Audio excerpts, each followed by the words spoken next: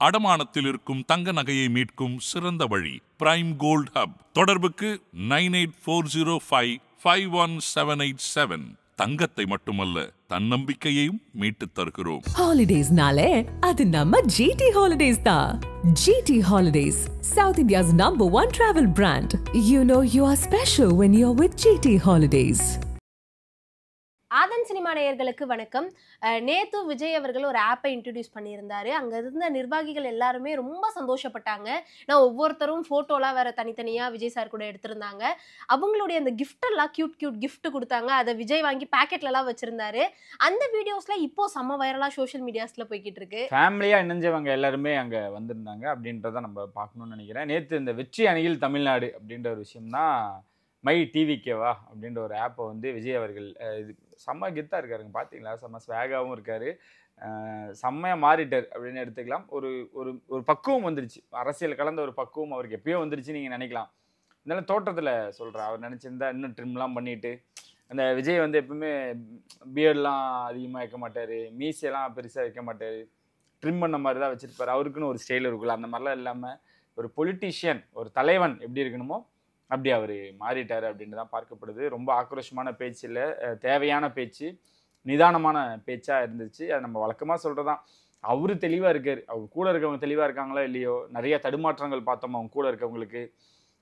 அவர்கிட்ட நல்ல பேர் வாங்கணும்னு நிறைய விஷயங்கள் பண்ணுறாங்க, நிறைய இருந்தாலுமே கூட தலைவன் தெளிவாக இருக்கான்.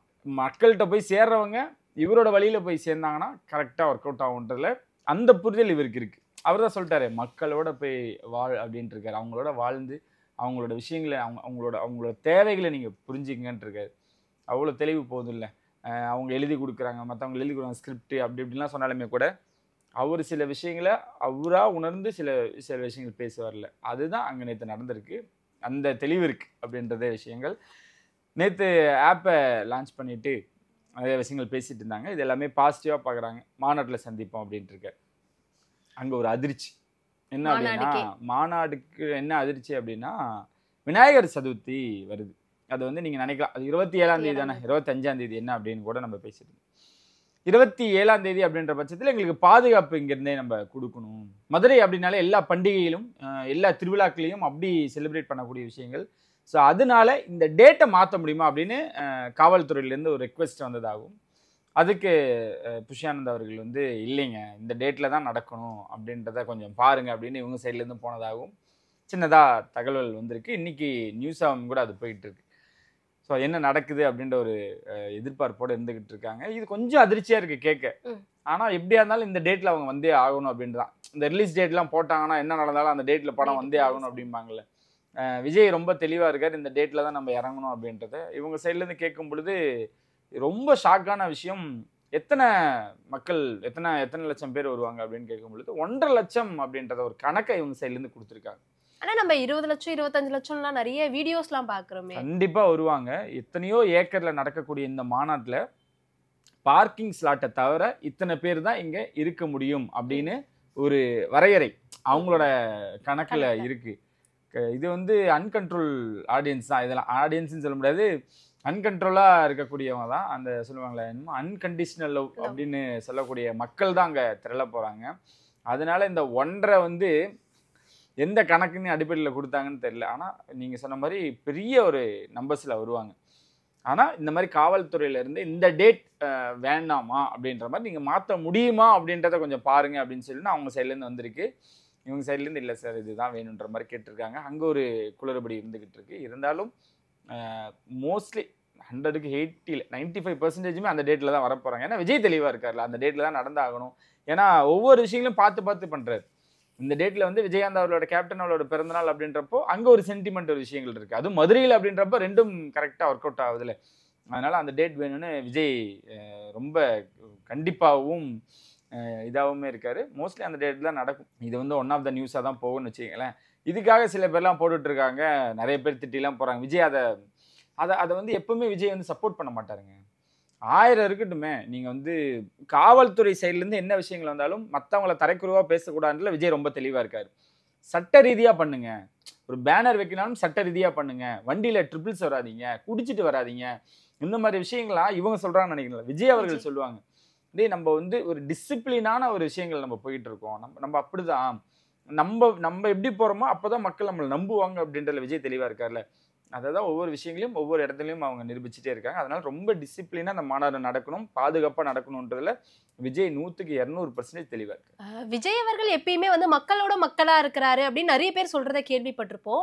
நான் நேத்து வந்து அந்த கூட்டத்துல ஒரு விஷயத்த பார்த்தேன். நம்ம எல்லாருமே இப்ப எங்கன்னா நம்ம போறோம்னா உட்காந்து பேசுவோம், டிஸ்கஸ் பண்ணுவோம், காமெடியா நிறைய விஷயங்களும் பேசுவோம். இப்ப மேடையில ஒருத்தர் இருக்காருன்னா அவரை கலாய்க்கிற மாதிரியும் பேசுவோம், அவரை நமக்கு பிடிச்சிருந்தா லவ் யூ தலைவா அப்படின்லாம் சொல்லுவோம். அதே மாதிரி அங்க இருந்த ஒரு நிர்வாகி வந்து லவ் யூ தலைவா அப்படின்னு சொன்னதுக்கு விஜய் உடனே கொஞ்சம் கூட யோசிக்காம மைக்க புடிச்சு ஐ லவ் யூ டூப்பா அப்படின்னோடனே அந்த அரங்கமே வந்து அதிர்ச்சி.